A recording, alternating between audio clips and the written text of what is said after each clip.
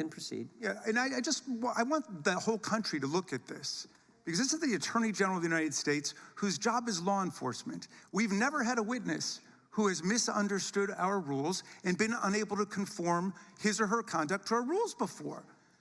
We have only 5 minutes, and so we use our time to ask you specific questions. How long are you giving me to answer? Excuse me, I'm not yielding to you right now. I'd like that second restored too.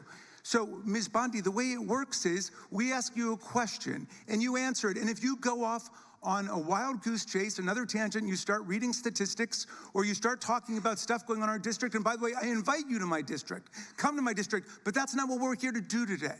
Okay? So, and you do that, then we're allowed to say we reclaim our time. At that point, you have to be quiet. You have no choice. You have to be quiet. So I hope you understand the rule at this point. Now, here's what I want to ask you.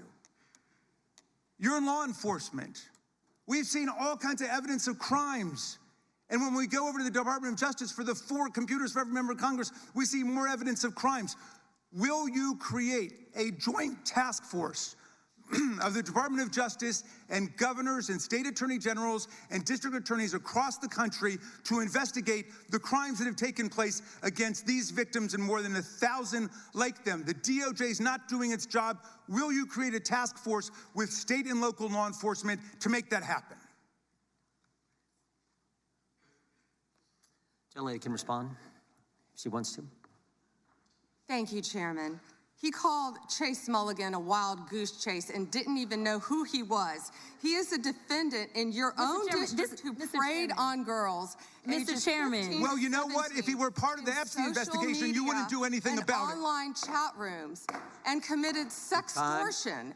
Yet he didn't even know in your tiny little district who he was. Mr. Chairman, she's embarrassing you. He's about to be This is your committee, and she is embarrassing you. Shame on you. The time of the gentleman has expired. I would remind the committee that last Congress, Secretary Mayorkas was here numerous times, and he wouldn't answer our questions, even when we sent them to him ahead of time in writing.